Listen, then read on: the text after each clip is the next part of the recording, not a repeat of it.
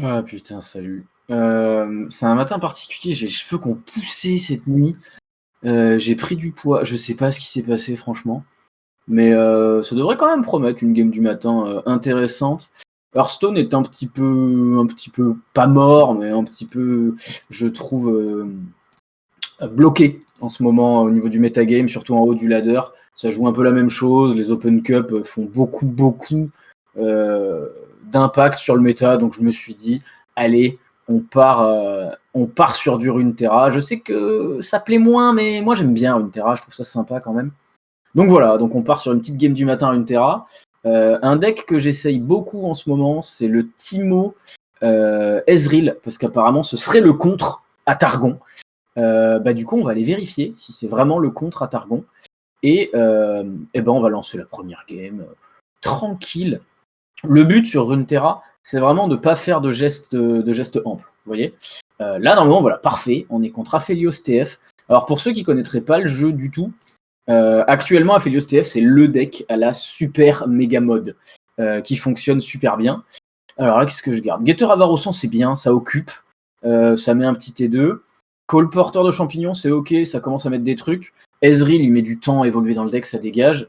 Et le Wump Mythoman, c'est une très bonne carte, mais un peu pareil, c'est un peu tôt pour le Wump. Je pense qu'on va juste garder T2, T3. Et en fait, nous, on veut pas se battre avec ce deck. Nous, on est des mecs un peu passifs, vous voyez, on est les pacifistes. On bloque les situations. Vraiment, on fait barrière. Vous voyez, on est un groupe de manifestants. On met des champignons. Et après, on va mettre les forges. Donc, c'est les grosses tours que vous voyez dans ma main. Et en fait, on va faire piocher les deux joueurs. Ce qui fait que nous, on va continuer à avoir des ressources. Et on va utiliser notre gel pour tenir. Et l'adversaire va piocher des champis. Et les vies vont baisser. Donc, pour l'instant, on met petit bonhomme avec sa cape. Il est mignon, il est gentil. Lui, on est content de l'avoir. Lui, c'est vraiment... dans le jeu, il y a des frérots. Et puis, lui, je trouve, c'est vraiment c'est la carte utilitaire par défaut dans Runeterra, j'ai l'impression. Il est tout le temps là, il est tout le temps souriant, il est tout le temps gentil. Du coup, T3. Alors, on va commencer par attaquer avant qu'il pose un truc. On va prendre 2 dégâts. On n'est pas un deck agressif, mais si on nous donne des dégâts, ce sera toujours ça de moins à faire avec les champis. Et comme T3, il peut poser Aphelios, il peut poser des trucs, j'ai peur qu'ensuite la 2-1 elle passe plus, donc on va encaisser les 2 dégâts maintenant. Ce sera fait.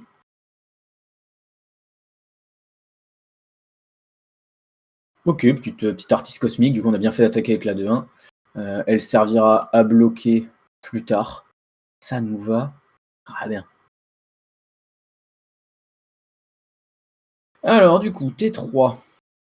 Est-ce qu'on met Skull Porter? Pour l'instant, il a beaucoup de mana. Je me dis, je peux attendre de voir. J'ai presque envie de passer là, lui dire, vas-y, mets ta carte céleste, tranquille. Fais-nous voir ce que t'as dans la main, Billy. Nous, on peut attendre. C'est pas à nous de mettre la pression, c'est à lui de mettre la pression. Ok, bon, il a perdu un mana de plus que nous. Ça nous va. Alors là, c'est là où il faut être. Oh, bon, on va bloquer. Donne-nous une carte, hein, on est content.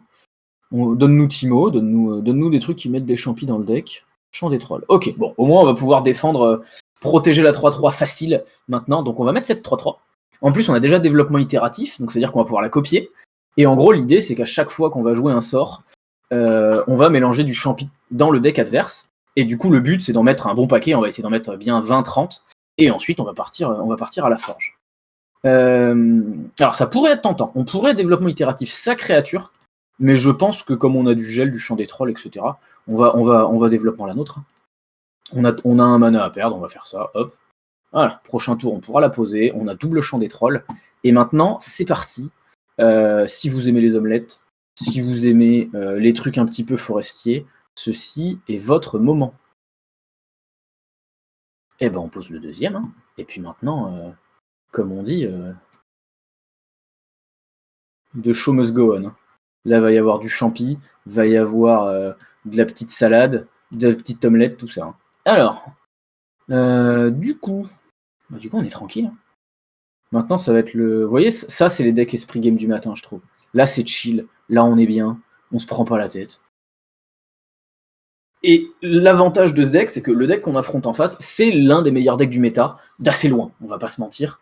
Le deck est exceptionnel, et surtout grâce à ce temple. Mais en fait, comme c'est un deck qui a beaucoup de synergie, nous, on va au plus simple. Vu qu'on a double champ des trolls, on va attaquer. Hein. Vas-y, bloque avec ta 3-3, copain. Encore une fois, hein, si on peut passer 4 ou 7 dégâts, on prend. Bon.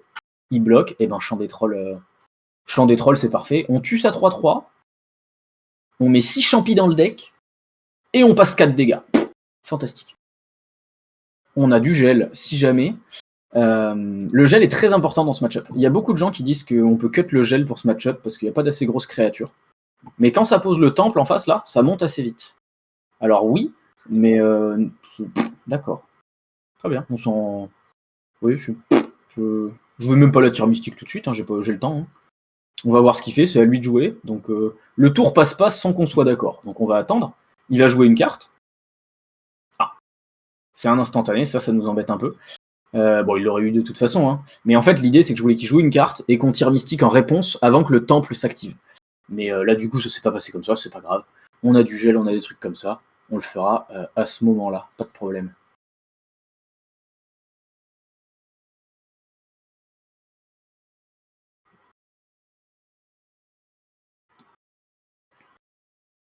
Double temple. Et ben, on va mettre notre petite 2-1, on a du mana.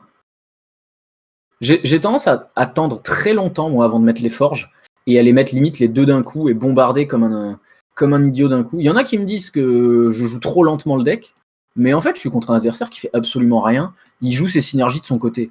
Moi, je lui dis, vas-y, développe, et puis on se voit quand tu pioches des champis. Hein. Alors, est-ce qu'on prend 6 ou est-ce qu'on la gèle? Je pense qu'on va gel. Pour une raison très simple, on a 6 mana et pas grand-chose à faire avec. Et surtout, maintenant, on est récompensé parce qu'on a champi, quoi. On a champipi. J'adore les champis. J'ai passé mon week-end à raffiner le deck en épreuve avec ma copine. Et à chaque fois qu'il y avait des champis, elle hurlait « Champi !» C'était très plaisant comme moment. Bon, bah voilà, maintenant on passe. On a 3 mana. Ça va être stocké. Ça va être bien. Au niveau des champis, on en est où, là? On a mis quoi, une vingtaine à tout casser pour l'instant? Il nous manque un petit Timo. 15, voilà. Bon. On va commencer à accélérer un peu. Prochain tour, on va peut-être commencer à balancer les forges. Aphelios, c'est très bien pour mettre les forges, parce qu'en fait, du coup, le mec veut jouer beaucoup de cartes, mais il continue d'en générer, et du coup, en général, c'est une horreur pour eux d'arriver à se vider la main. Bon, après, avec 2 temples, ça peut être beaucoup plus compliqué, mais là, on va recommencer à avoir besoin de beaucoup cycler.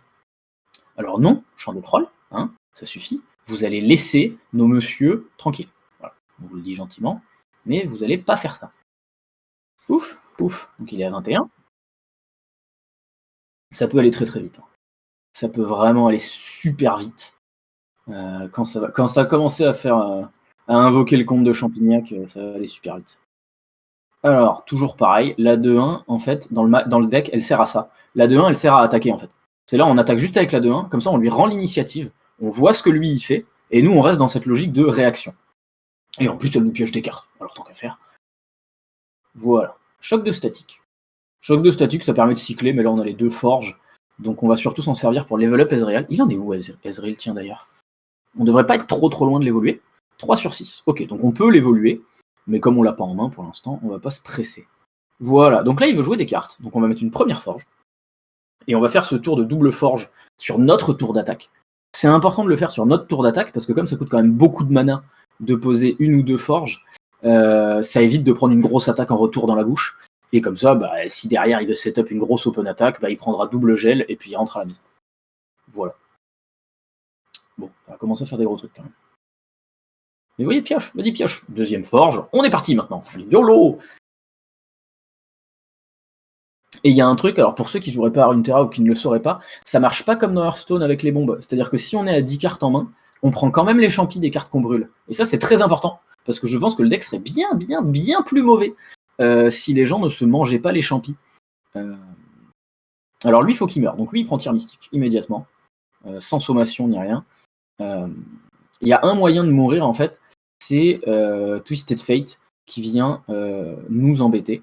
Parce qu'en fait, quand il évolue, il y a un aspect très positif, c'est que il fait piocher des cartes. Donc ça, en soi, des fois, on peut s'en servir. Il y a des fois où, en fait, on veut laisser TF évoluer pour que l'adversaire pioche plus de cartes. Et il y a des fois, comme là, où on est quand même relativement sous pression, où on se dit, on va peut-être se calmer un petit peu. Les champis commencent à arriver. Alors, le Wump Mythoman, quand on a 2 mecs comme ça sur la table, c'est la folie. C'est peut-être un petit peu optimiste de le jouer maintenant, on va voir ce que l'autre fait. Room. Parfait. Bon, lui, il prendra un gel. Hein. On fait OK, tranquille. Là, en fait, dans ces tours-là, on le laisse jouer. En fait, littéralement, nous, on fait des passes. Parce que s'il attaque pas, il gagne pas. Donc, en fait, tant qu'il n'a pas attaqué, on peut passer et voir ce qu'il fait. Littéralement. Et en plus, il vient de mettre vol de vie sur son élusif, donc on sait très bien qu'il va attaquer. Voilà. Bon. Les 2 PV, on s'en fout. Par contre, le soin, c'est non. C'est immédiatement, au revoir monsieur, vous ne vous soignez pas. Hop, et on est content. On passe le blocage. Alors, c'est maintenant qu'il faut être un peu bon. On peut balancer 3ème forge, et vraiment essayer d'y aller, mais comme des bœufs. Mais il a 8 mana, donc on peut quand même se faire un petit peu punir.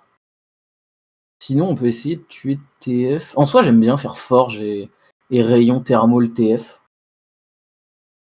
Sinon, parce que le problème de poser la 4-3, c'est qu'on peut pas mettre les 2 trucs de champi. Il a 8 mana, hein. S'il passe maintenant. Si le tour se passe, je crois que ça nous va. Je pense qu'on refait un pass, on voit ce qu'il fait. On va lui donner un petit peu de temps, vas-y. Fais des trucs, mec, fais des trucs. Montre-nous ce que tu veux faire. Ok. Donc j'imagine qu'il va encore essayer de prendre 3 dégâts pour nous tuer la 4-3 ou la 3-1. Ce à quoi on ne peut rien faire. Donc on va lui dire d'accord. On peut rien y faire. Alors est-ce qu'on joue un sort avant pour profiter un petit peu de plus de champi? Non, je pense qu'il est temps de lui dire adieu. Hein.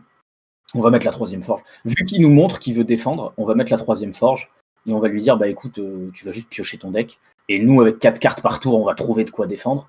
On va tenter ce petit thermo sur TF quand même, histoire de pas se faire surprendre. On va plus tenter le thermo sur TF, c'est pas grave. Si, ça peut être grave, mais. Aphelios évolue, mais c'est pas la fin du monde, ça. C'est le seul défaut du deck, c'est qu'on a quand même du mal à tuer les choses quand on n'a rien. De toute façon, il est plein au niveau du board, donc à part TF qui peut être une menace, on passe. Et là maintenant, c'est la fête aux champignons. Très bien. Vas-y, mets un Nightfall.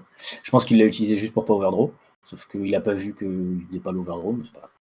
Ah, Ez, c'est la super nouvelle. Parce que du coup, maintenant, on va faire des dégâts par le deck et par Ez. Alors, Ez, il est à combien? Une question très importante. Oh, ça fait beaucoup de champis, ça. Oh oui, ça fait beaucoup de champis, ça. Alors, mon petit Ez, t'en es où? T'en es à 5.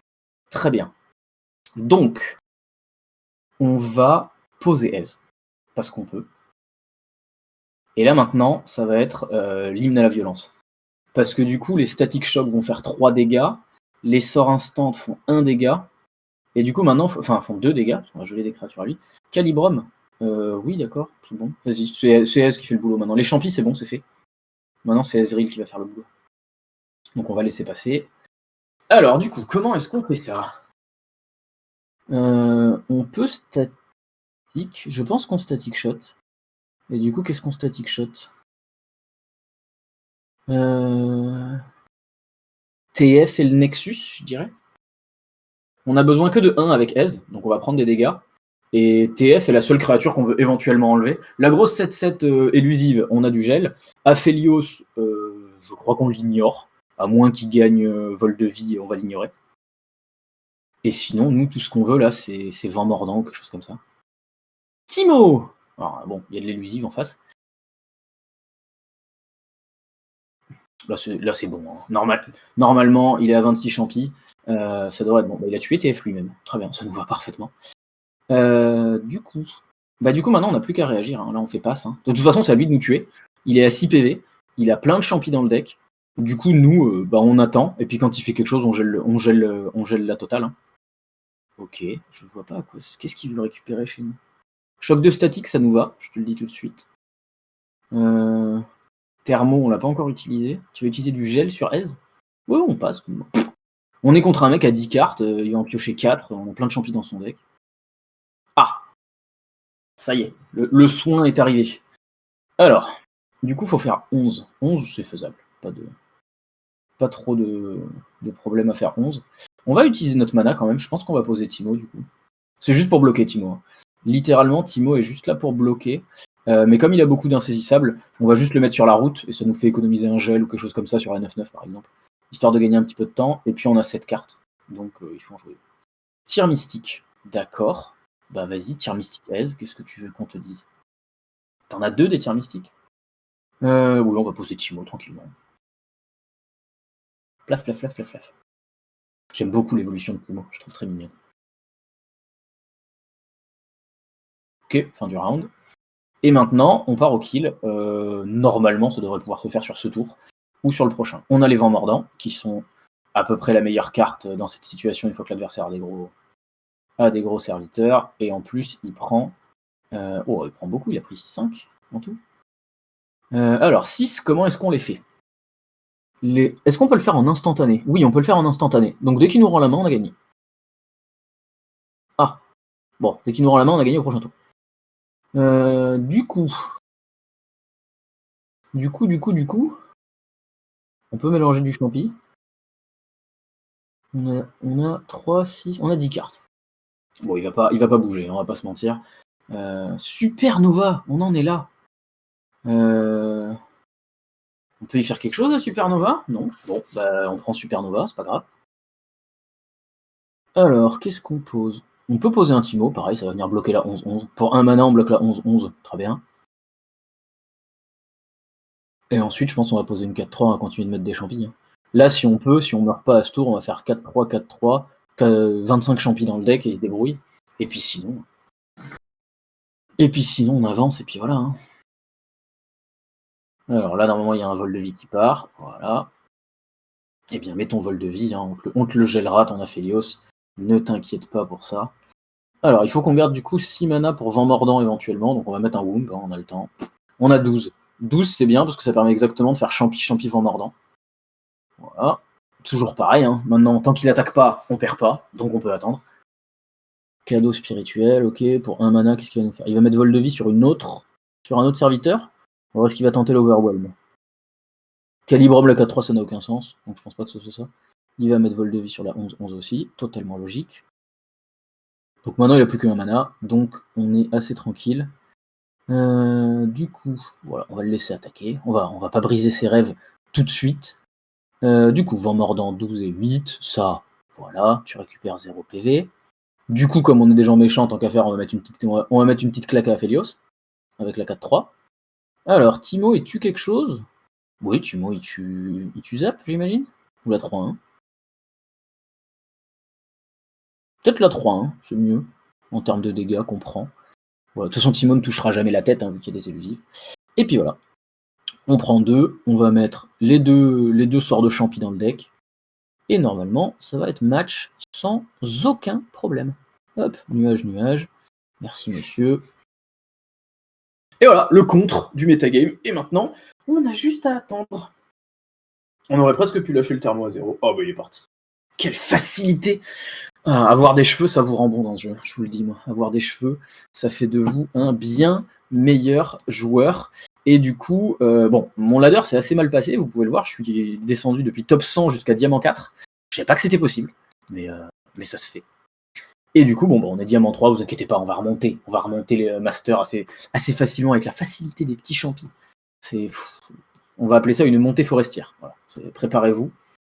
N'hésitez pas à dire si les games du matin façon ventriloquie sur Runeterra ça vous plaît. Pas trop d'idées là sur Hearthstone, je vous avoue. Si vous avez des decks, si vous avez des choses qui vous plaisent, allez-y. Mais en fait, le problème, c'est que comme je peux éventuellement tenter top 16, j'ai du mal à aller chercher des decks un peu originaux en ce moment. Et je me concentre plus sur les decks qui je sais fonctionnent bien et j'ai pas envie de faire des games du matin tous les jours exactement la même. Donc voilà, donc on innove un petit peu en vous faisant des bisous. Moi je vais aller coiffer mes cheveux parce que je suis pas sûr que je vais les garder très longtemps.